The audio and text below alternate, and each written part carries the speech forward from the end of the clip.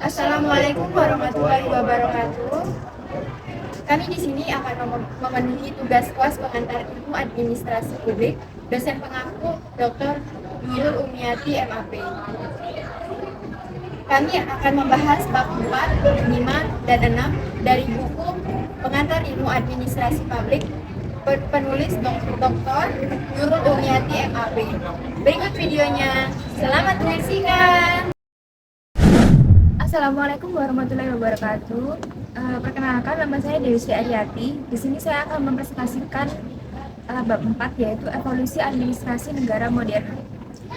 Evolusi administrasi negara modern dibagi menjadi beberapa periode sebagaimana diajukan oleh beberapa ahli. Yang pertama ada Robert Testus, dibagi menjadi 3 periode. Yang pertama ada pendekatan institusional, kemudian ada struktural dan behavioral.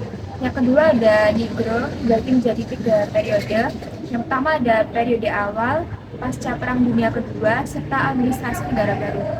Yang ketiga ada John C. Brasher, dibagi menjadi 4 periode, yaitu tradisional, behavioral, decisional, dan ekologis. Pendekatan tradisional mencakup studi administrasi negara yang dipengaruhi oleh ilmu ekonomi dan ilmu politik. Woodrow Wilson sebagai pelopor administrasi negara memperkenalkan dikotomi antara administrasi dan pembuatan kebijaksanaan.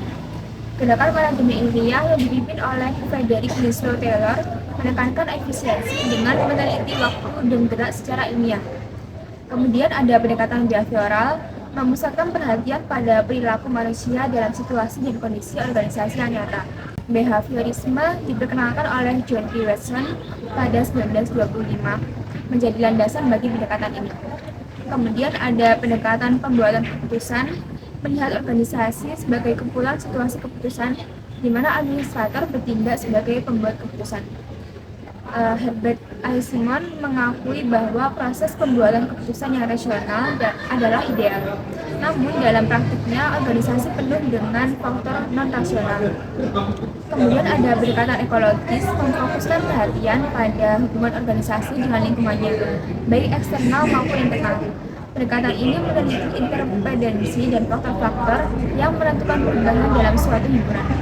Secara keseluruhan, analisis periode dan pendekatan administrasi negara modern ini memberikan pemahaman mendalam tentang evolusi dan kompleksitas. Sekian dari saya, terima kasih. Assalamualaikum warahmatullahi wabarakatuh. Nama saya Prawira Hija.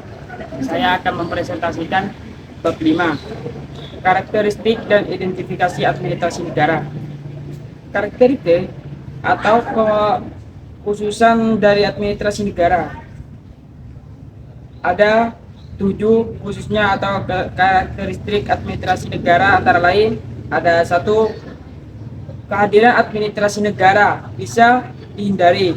Organisasi-organisasi di bidang administrasi negara adalah satu-satunya yang memiliki monopoli kekuasaan pemaksaan. Administrasi negara mengharapkan keputusan lain. Dilihatkan dari tujuan untuk memberikan pelayanan administrasi, dan administrasi negara merupakan organisasi yang mempunyai tujuan yang amat besar. Ketiga, administrasi negara mempunyai prioritas. Hal-hal ini harus dilakukan oleh administrasi negara sangat beraneka ragam. Yang keempat, administrasi negara mempunyai kekecualian. Administrasi negara diperintahkan oleh politik, tidak oleh kebijakan ekonomi, kearifan sosial. Yang kelima, manajemen puncak administrasi negara adalah politik. Ada 4 orientasi administrasi negara, yaitu organisasi manajerial, organisasi politik, orientasi psikolog, orientasi psikologis. 6. Penampilan administrasi negara sulit diukur, tempatnya berasal dari 2 sebab pokok. 1. Adanya warna politik pada kegiatan administrasi negara. 2. Luasnya objek kegiatan administrasi negara tidak mempengaruhi oleh kekurangan objektif. Yang 7. Lebih banyak harapan yang diletakkan pada administrasi negara, sekalipun tidak ada ukuran yang pasti dalam menilai ketidakpuasan menampilkan administrasi negara. Yang B. Identifikasi administrasi negara. Dibandingkan dengan organisasi lainnya, administrasi negara mempunyai khususan yang tidak terdapat di tempat lain terhadap administrasi negara. Yang pertama, identifikasi administrasi pemerintah. Bermaksud untuk identifikasi yang pertama ini mencoba mengenali administrasi negara dari aktivitas dilakukan apabila kita mengamati pada seluruh negara yang ada di dunia. Yang kedua, identifikasi organisasi publik. Tepatnya berasal dari dua sebab pokok. Satu, adanya warna politik pada kegiatan administrasi negara. Dua, luasnya objek kegiatan administrasi negara yang tidak dipengaruhi oleh ukuran-ukuran objek. Tiga, identifikasi orientasi sikap administrasi. Identifikasi ini tidak mencoba mengungkapkan administrasi negara berdasarkan adanya lembaga-lembaga politik. Empat, identifikasi proses yang bersifat khusus. Studi identifikasi administrasi negara berasal dari orientasi sikap administrasi. Yang kelima, identifikasi aspek publik. Proses-proses yang administrasi negara meliputi makna kontrol politik dan menanggungjawabkan politik. Dua, mekanisme kekuasaan dalam distribusi kekuasaan di antara berbagai tingkat pemerintah. Keempat, ketiga, sistem presentasi dan kompetisi terbuka. Yang keempat, konsolidasikan diri pada penganggaran dan akuntansi publik, usaha-usaha publik, perencanaan nasional dan administrasi pemerintahan daerah. Sekian dari saya. Assalamualaikum warahmatullahi wabarakatuh. Assalamualaikum warahmatullahi wabarakatuh. Perkenalkan, nama saya Bayu Tayu Susila. Saya di sini akan membahas tentang paradigma administrasi negara. Ada 5 paradigma administrasi negara. Yang pertama, 1. Dikotomi politik administrasi mulai dari 1900 sampai dengan 1926. Menurut Franz Grouno berpendapat bahwa ada 2 fungsi pokok pemerintahan yang berbeda, yakni fungsi politik dan fungsi administrasi. Fungsi politik akan melahirkan kebijaksanaan sebagai pencerminan kehendak negara, sedangkan fungsi administrasi berhubungan dengan pelaksanaan dan kebijaksanaan tersebut. Yang kedua, ada paradigma prinsip-prinsip administrasi mulai tahun 1927 sampai dengan 1937. Menurut T.W. Wilgolby mengemukakan beberapa prinsip administrasi yang bersifat ilmiah yang dapat diterapkan seseorang administrator. Bagi administrator telah mempelajari prinsip tersebut adalah bagaimana menerapkan prinsip tersebut dalam praktekannya.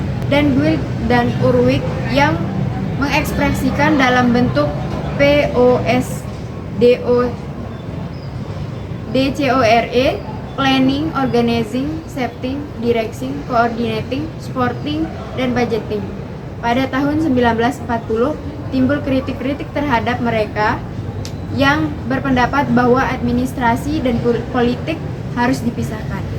Yang ketiga, paradigma ketiga, yakni administrasi negara sebagai ilmu politik, mulai dari tahun 1950 sampai 1970. Administrasi negara sebagai ilmu politik yang konseptual terhadap ilmu administrasi negara menyebabkan ilmu administrasi kembali ke induknya, yaitu ilmu politik. Dengan demikian juga para ahli administrasi memandang administrasi negara sebagai ilmu administrasi dari kelompok ilmu sosial. Selanjutnya, paradigma keempat, administrasi negara sebagai ilmu administrasi mulai 1956 sampai dengan 1970. Ilmu ini makin berkembang dan makin mengarah kepada sistematisnya, yakni sisi lokusnya dapat berada pada lembaga-lembaga yang eksis dan berada pada dominan apapun. Pada tahun 1960, ilmu administrasi berkembang pula ke arah pengembangan organisasi. Sebagai fokusnya adalah pembangunan administrasi yang menekankan bahwa bidang psikologi sosial dalam demokrasi birokrasi, apakah dalam sektor publik atau swasta. Yang terakhir ada paradigma 5, administrasi negara sebagai administrasi negara tahun 1970 hingga sekarang. Belum ada fokus bidang studi yang bisa disebut ilmu administrasi yang murni. Yang ada adalah teori organisasi yang selama 2,5 dasawasa terakhir memusatkan perhatian tentang bagaimana dan mengapa organisasi bekerja, bagaimana perilaku orang-orang di dalamnya, mengapa demikian, serta bagaimana dan mengapa keputusan itu dibuat. dari para ahli administrasi negara semakin banyak memberi perhatian pada bidang ilmu yang memang tak terpisahkan dari administrasi negara seperti ilmu politik, ekonomi politik, proses pembuatan kebijakan negara, serta analisisnya dan perkiraan pengeluarnya atau output kebijaksanaan. Narasi saya atau pendapat saya mengenai paradigma negara, yakni pada suatu masa paradigma administrasi negara mengalami perubahan yang signifikan.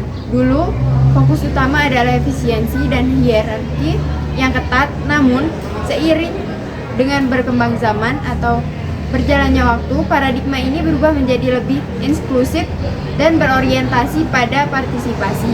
Administrasi bukan lagi hanya soal kebijakan top-down, melainkan kolaborasi antara pemerintah, masyarakat.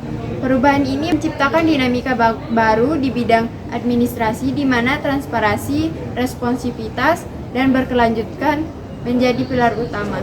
Sekian, terima kasih. Wassalamualaikum warahmatullahi wabarakatuh.